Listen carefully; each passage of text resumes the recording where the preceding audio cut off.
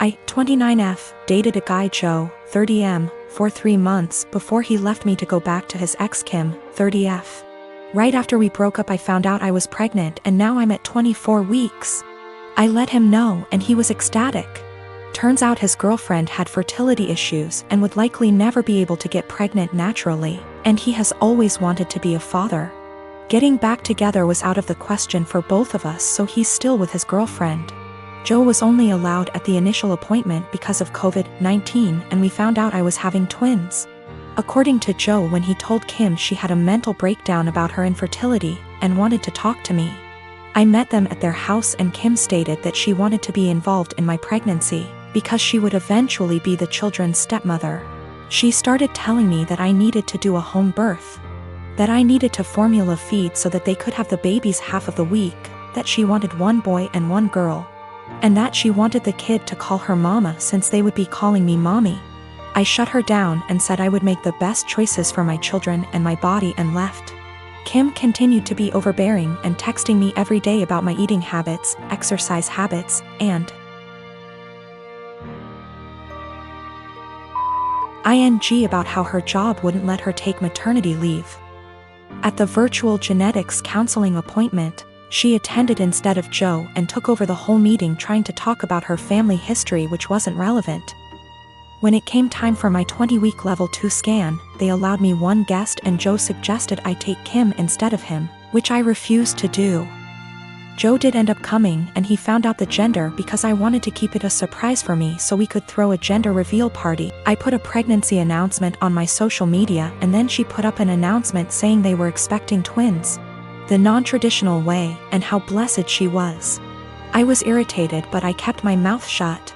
Then she threw a gender reveal party and posted it on social media. I wasn't even invited.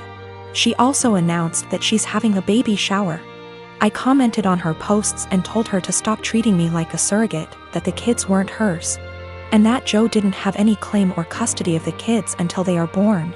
I then called Joe and reiterated all of this and stated that I would not be seeing either of them until we went to family court, and that my mother would be my birthing partner.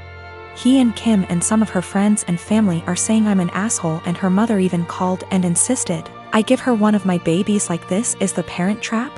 I'm definitely getting a lawyer ASAP. Y'all have scared the shit out of me, but I'm happy you did.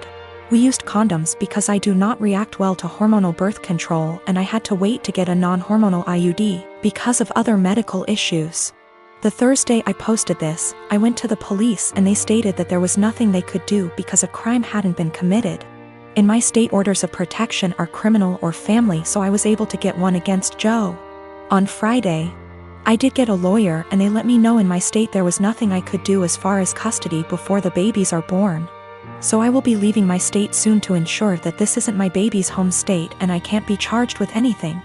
Kim came to my job, damaged my car, and broke a bunch of office windows. I work with kids, so she was arrested for not just the criminal damage and trespassing but also child endangerment, so hopefully that works in my favor. Also, if Joe did it on purpose, I don't think Kim knew, because she was screaming at me about how I stole her life and everything I had was supposed to be hers. I have orders of protection against both Kim and Joe. I left the state anyway and Joe and Kim started harassing me again because there's no legal jurisdiction when you leave the state. But I have enough evidence that I was able to press charges in my current state as well and will be pursuing a restraining order here. When my sister, Annie, was 18 and I was 21, she got pregnant and had a daughter, Sophie. She developed what we believe was postpartum depression, but was never diagnosed as she refused therapy. When Annie's school started up again, our mother took on all childcare of Sophie. As Mum took on more childcare, Annie seemed more like her old self, happy, outgoing, generally mentally healthy. Then within 6 months of Sophie's birth, Annie got pregnant again with another girl, Laura, and the cycle of PPD symptoms, Mum taking over, and Annie's mood improving repeated. When Laura was 2 and Sophie was 3, Annie decided to move out of our parents' home, alone, and said she wanted our parents to adopt/raise her daughters. They said no. Annie said she couldn't take care of the girls as she had her own life and being a parent made her miserable. My husband and I already had 4 kids of our own, we'd bonded with the girls, and we had the resources for 2 more. So we offered to take them in, and Annie let us legally adopt them before moving about 8 hours away. It's been about 5 years, and the kids are doing well. It was a rough start, but we're now a stable, loving, healthy family unit. Sophie and Laura are 7 and 8, and Annie has recently lost her job and had to move back in with our parents. Annie has now asked for custody of Sophie and Laura. I'm writing custody like that because it wouldn't be custody in the legal sense. As she willingly surrendered all legal rights to the girls and can't get them back, we checked with a lawyer. However, Annie wants the girls to live with her.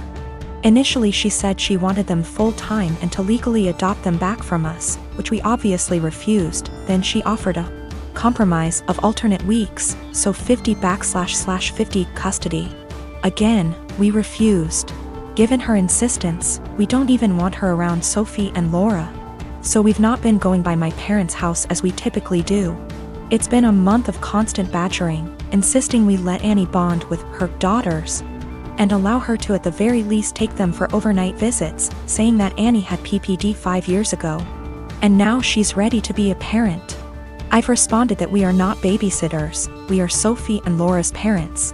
They're in a good place and this will be detrimental to all 6 kids. And Annie doesn't get to step in now when she never stepped up in the first place.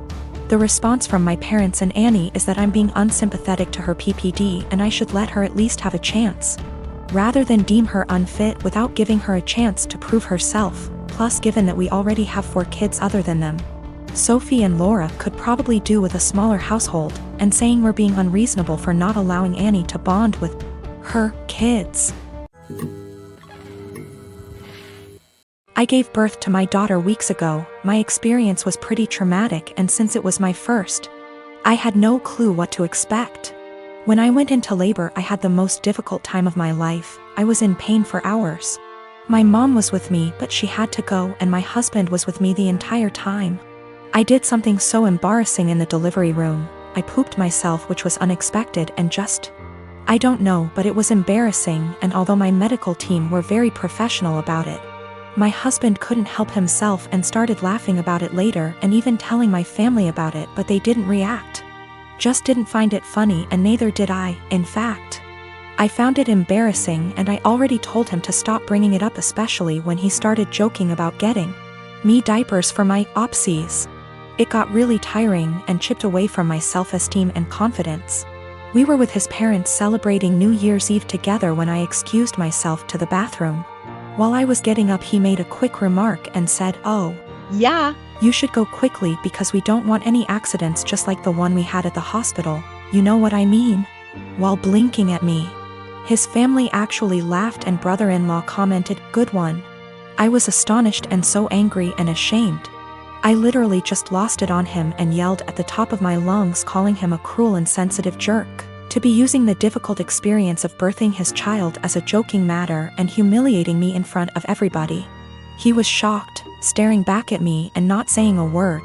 All went silent and I just stormed off to the bathroom till we left, and that was when he snapped, saying I messed up by talking to him like that in front of his family during dinner. I said I couldn't hold my tongue for that long, and after he kept joking about an embarrassing thing when I told him to stop.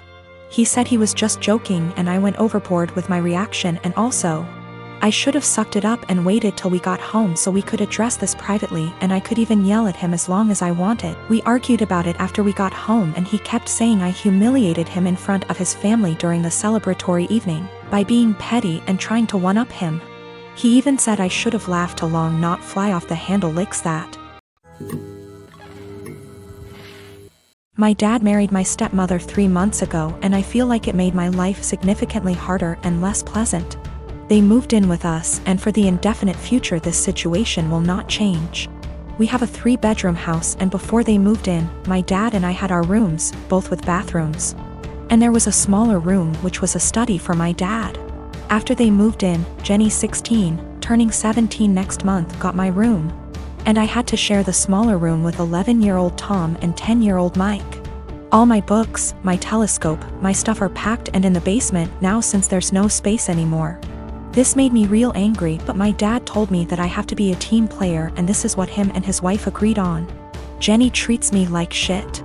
She sometimes acts as if I'm not there at all, and sometimes is super aggressive and hostile towards me. The other I asked Tom to stop going through my things and she became so angry that I have no right to order her brother around. She told me to get it in my thick skull that I'm not their big brother to tell them what to do, even though all I asked was for them to stop going through my things. She said it's best if I don't talk to them at all since that way they will get less influence from a weirdo like me. What I don't get is that if she's so concerned that I might leave a bad influence on Tom and Mike, why doesn't she take them into her room? Tom and Mike don't respect any boundaries. They're always through my stuff. I have a watch which was a gift from my mother. She died of cancer, and they took it from my drawer and lost it. I found it weeks later in the basement with its front glass broken. Before they moved in, I used to get a $100 allowance every month. Now Jenny gets $75, I get $35, and Tom and Mike each get $30. I had an Xbox, but these kids broke it down. I used to spend a lot of time with my dad. He used to come see me play basketball almost every week. He hasn't done it even once in the past 3 months since he's always working overtime. We eat out once a week and none of them in these 3 months have been to any of my favorite places, but Jenny, Tom and Mike have each chosen their favorites more than once. I complained about all of it to my father last week and he told me that family is all about sacrifices, and I have to make mine. Haven't I made enough sacrifices already? I feel like I'm the only one making sacrifices. I looked forward to them moving in here, but I now feel like an outsider at home. It's not my home anymore. Life has become very difficult for me. I spend as much time as I can outside because inside is so frustrating, but this is causing problems as well. My dad keeps telling me that not being around means I'm not accepting them as part of the family, while in reality it's the opposite. So I get grounded for not being around, and being around is horrible. I don't want to live here anymore, but I'm only 15 and can't move out. I have nobody else who can take me in. I can't stay here for 3 more years. I'll go crazy. I often fantasize about running away at night, but I know that's also as horrible, if not even more.